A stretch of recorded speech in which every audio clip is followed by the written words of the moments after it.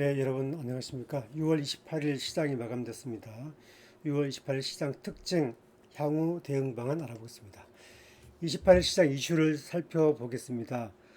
외국인이 매도 매수해서 소강 국면으로 접어들었습니다. 기관은 현물과 선물에서 적극 매수에 나섰는데요. 외국인이 오늘 하루 코스피에서 294억 매수했고 선물에서는 639억 매도했습니다. 하지만 기관은 현물, 선물 모두 양방향 매수 패턴이 나왔습니다. 반도체 관련주 거래량이 매우 많이 줄었습니다. 따라서 반도체 관련주는 미국 증시의 흐름에 따라서 달라질 것으로 보입니다. 원달러 환율 동향은 9원 정도 하락해서 1376원 하향 안정세를 보이고 있고요. 국고채 3년물 하향 안정세 보이고 있습니다. 반도체가 주춤하면서 코스피 코스닥의 상승 종목이 증가했습니다. 따라서 반도체에 몰렸던 자금이 코스피 코스닥의 다른 종목으로 넘어갔는데요. 코스피는 13p 올라서 2797로 마감했고 상승 581, 하락 296, 상승 종목이 배 이상 많았습니다. 코스닥도 1.3포인트 올라서 804로 마감했고 상승 874, 하락 679 종목입니다. 특징 테마로 보면 해운, 수산, 보험, 반도체 장비, 유리기판, 엔터주가 강했습니다. 엔비디아, 마이크론 주가 하락세가 이어지고 있습니다. 따라서 두 종목의 향후의 주가 흐름이 나스닥 흐름의 향후 가늠대가 될 전망입니다. 자, 반도체 테마 흐름 살펴보겠습니다. 자, 삼성전자가 28일 날 6월 마지막 주에 100원 하락한 81,500원으로 마감했고요. 외국인은 순 매수에서 매도로 전환했습니다. 거래량은 870만 주였는데 이전 대비 절반으로 감소했어요. 외국인은 96만 주 매도했고 기관은 20만 주 매수했습니다. 하이닉스는 장중에 등락이 있었습니다. 낙폭이 크기도 했었는데 막판에 굉장히 뒷심이 좋았습니다. 그래서 보합으로 마감됐습니다. 23만 6,500원 마감됐고요. 하이닉스 역시 거래량이 전일 또는 전주 대비 절반 이하로 떨어졌습니다. 에너지가 많이 줄었죠. 외국인이 매도 매수를 많이 줄인 것으로 보입니다. 외국인은 하이닉스 16만 주 매도했고 기관이 11만 8천 주 매수했습니다. 잠깐 여기서 삼성전자 하이닉스 차트 한번 보고 가겠습니다. 자, 삼성전자 일봉 차트 보시면 삼성전자는 오늘 81,500원인데 아래권이 강하게 붙으면서 이렇게 매수 들어왔잖아요. 이 부분은 이제 아마 개인들이 오늘 많이 들어왔어요. 따라서 이 삼성전자의 순매수 역시 삼성전자는 이제 앞으로는 그 7월 5일 실적 발표가 앞두고 있기 때문에 그 흐름에 따라서 주가의 흐름이 좀 달라질 것으로 보이고 단기적으로는 역시 미국의 엔비디아나 마이크론 주가 흐름이 1차적으로 영향을 미칠 것 같고 중기적으로는 하반기의 영업이익률이나 역시 빅테크 기업들의 상승 흐름이 계속되고 있기 때문에 여전히 긍정적으로 보는 시그널들이 많습니다. 하이닉스도 한번 보겠습니다. 하이닉스도 오늘 보시면 이전과는 좀 다른 패턴이 나타났습니다. 하이닉스 보시면 하이닉스도 오늘 그 거래량은 절반 이하로 줄었고 봉 길이도 매우 짧아지면서 극도로 몸을 사리는 모습이 나타났습니다. 따라서 에너지가 많이 줄었다고 봐야 되고 여기서 이제 더 한 번 더 치고 나가기 위해서는 거래량이 좀 늘어야 되고요. 거래량이 늘어야 되고 사자 팔자 수급이 안정적으로 좀 들어와야 됩니다. 따라서 하이닉스가 오늘 봉 길이 짧아지면서 이렇게 횡보하고 있는데 이 부분에 대해서 돌파 흐름은 거래량이 달렸다. 그리고 미국 시장의 엔비디아나 주가 흐름에 달린 것으로 파악됩니다. 자, 28일 특징주 다시 한번 보겠습니다. 28일 특징주 보겠습니다. 28일 특징주에서는 강세 테마는 해운주, 수산주, 보험주, 반도체 장비, 유리기판, 엔터주가 강했는데요.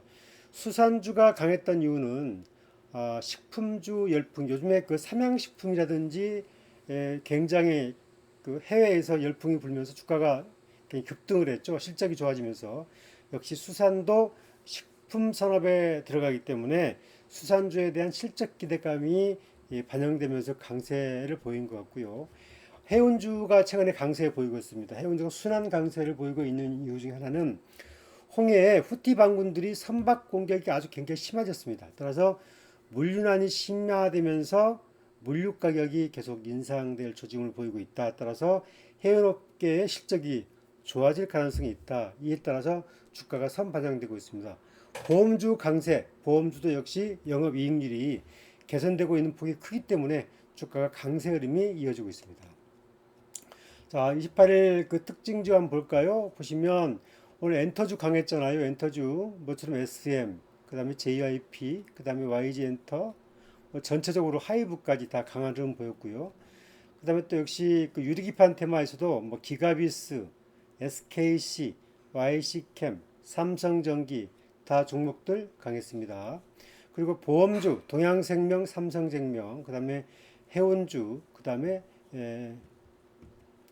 이제 나머지 부분들은 사조산업, 그다음 신라교육, 동원수산, 수산주들이 강했습니다.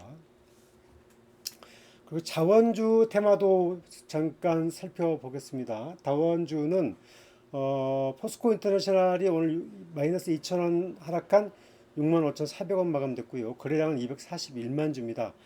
오후 2시에 그 추세가 급격하게 하락하는 모습을 보였는데 역시 기관 매물이 이때 출회된 것으로 파악이 되고요. 28일 기관은 약 12만 주 매도했습니다. 그동안에 시세를 주도했던 이유 중 하나가 이제 기관이었는데 기관이 오늘 하루 12만 주 매도량은 많지 않지만 첫 매도가 나왔다는 데에서 아마 투자 심리가 위축된 것 같고 연기금이 3만 1천 주 매도, 사모펀드가 8만 8천 주 매도했습니다. 따라서 특히 연기금은 뭐 그동안에 100한 3, 40만 주 순매수했는데 오늘 3만 1천 주 매도했습니다. 따라서 매도량은 많지 않은데 연기금이 살짝 매도했다는 것에 대해서 이제 긴장을 좀 할 필요가 있고요. 체크포인트는 추세 박스권을 유지할 거냐 말 거냐 이 흐름을 살펴보는 게 중요할 것 같습니다. 그 다음에 기간 매물이 지속되느냐 아니면 멈추느냐 그 흐름 살펴봐야 되고요.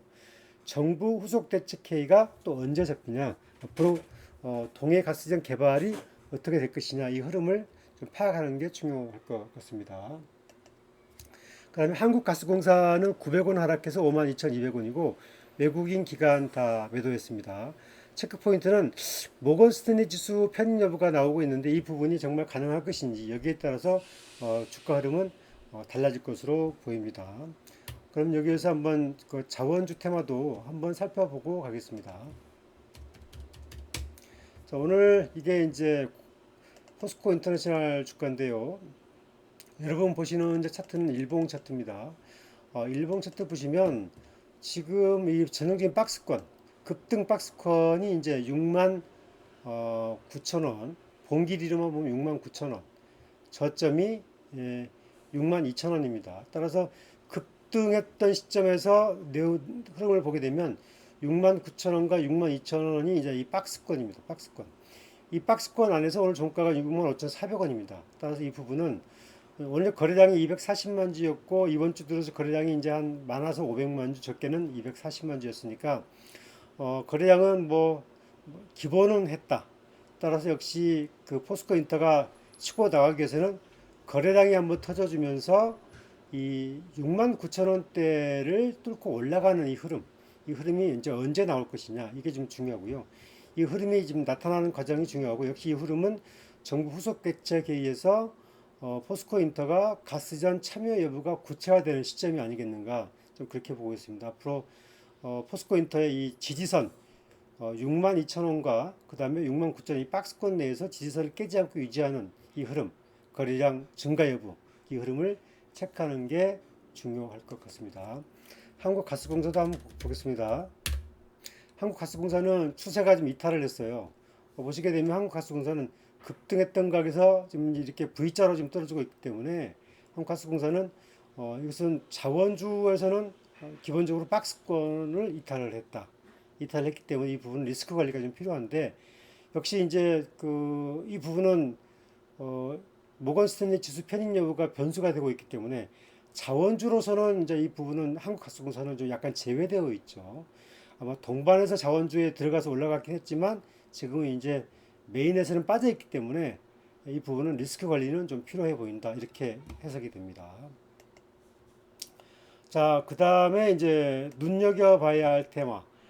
다음 주에 눈여겨봐야 할 테마는 무엇인가부터 보겠습니다. 다음 주에 눈여겨봐야 할 테마는 역시 밸류업 테마입니다. 정부가 밸류업 프로그램에 기업 세제를 지원할 계획이고요. 또 역시 참여하는 기업에 대한 인센티브 제공 등 이런 법안 경감 추진이 가능할 예정, 법인세 경감 추진 가능성이 논의되고 있습니다. 역시 정부가 기업 지배구조 개선을 담은 상법 개정안을 추진할 예정이기 때문에 향후에 밸류업 테마는 계속 아마 들락날락하면서 박스권을 유지하거나 이른바 메인 테마 반도체가 조정을 받을 때 밸류업이 강세 흐름을 나갈 수 있고 관련 종목은 현대차, 기아, 삼성화재, 금호석유, KB금융 등 이런 종목군들이 되겠습니다. 다음 주 주요 이슈가 되겠습니다. 외국인 투자자의 현선물 변동성 지속 여부가 계속 좀 체크를 해봐야 됩니다.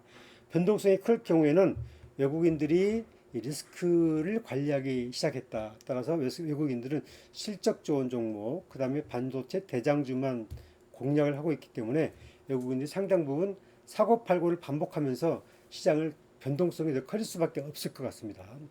또 하나는 반도체 중심 강세 지속 여부가 중요할 것 같습니다.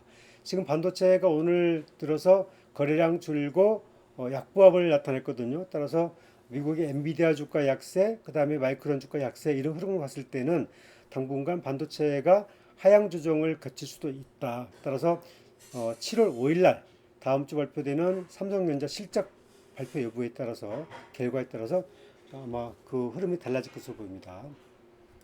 따라서 이제 그 실적주를 앞두고 2분기 실적 발표를 앞두고 시장은 순환매 시장이 예상이 된다. 따라서 그동안 낙폭이 가대했던 엔터, 그 다음에 실적 좋은 유리기판, 그 다음에 실적 좋은 소부장, 업황 좋은 조선, 실적 좋은 화장품, 자동차 이런 종목군들이 아마 이제 순환 강세를 보일 것 같다.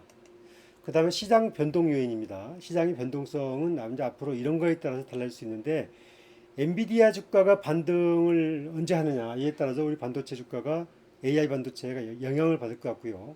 특히 엔비디아 주가는 주가 고점 논란이 계속되고 있기 때문에 따라서 실적으로 검증되는 그런 여부에 따라서 주가 상승 지속성이 될 것 같다. 다우 나스닥 고점 증후군이 계속 이어지고 있습니다. 역시 종목군들의 실적들이 어떻게 나오냐에 따라서 다우 나스닥이 하반기에도 계속 강세를 이어질 수 있는지 아마 검증이 될 것 같습니다.